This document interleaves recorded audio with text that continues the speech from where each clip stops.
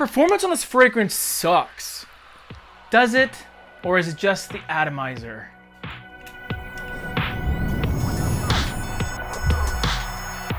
Time for a bit of a frag-rant, a slightly charged fragrance conversation. We buy colognes and perfumes for a variety of reasons.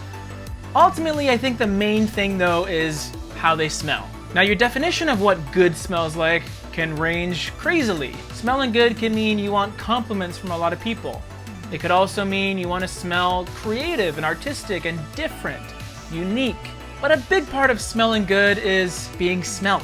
And it's hard for you to be smelt if the fragrance doesn't perform very well. Performance in regards to fragrance means the amount of projection it has, so how far it radiates off of you. It also has to do with your longevity, so how long it lasts on your skin. Performance also translates to sillage, which is the trail that the fragrance leaves you. So when you leave a room, you want your scent to linger there so people can remember you. Now, a fragrance's performance is not only defined by the liquid inside, it's largely to do with the bottle design, more specifically the atomizer. Now, if you can tell by the title, this is a video on atomizers. Not all atomizers are created equal. Some atomizers are a little bit hard to utilize, hard to get to, and there's other atomizers that spray out a ton of fragrance. When you're applying a fragrance, and more specifically judging how well it performs, keep in mind how the atomizer performs. Keep track about how much fragrance is getting onto your skin. If you have one bottle that sprays 0.1 milliliters, and then another one that sprays out 0.5 milliliters, that second one better perform 5 times as well. Creative Ventus often gets praised for its performance, but because of how much fragrance it sprays out, it's not very surprising. But then when you compare it to Amen, which has a notoriously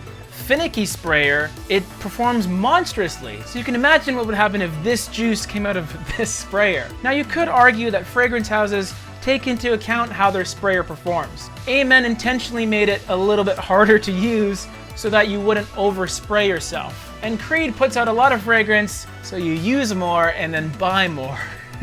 Maybe. But the only fair way to judge fragrance's performance is to judge them on a level playing field. If you're concerned about the performance on your Coach for Men versus your Dior Sauvage, maybe it's because your Dior Sauvage is putting out twice as much liquid. My solution to this problem is just double tapping on certain underperforming atomizers. The 2 sprays on one fragrance may equal 1 spray on the other. This will vary from fragrance to fragrance, so you do have to do your homework and really figure out how much fluid is coming out of the nozzle. But if you do this, you may find that you'll get the performance you so deserve. Or you could just ignore everything I'm saying, because what do I know? I'm just a dude from Canada, and proud of it. Just my opinion. You're more than welcome to get your own. You know, I did 2 takes of that double spray thing. I think I need a shower. If you like me ranting about fragrances, you're more than welcome to click on this button here to watch some more.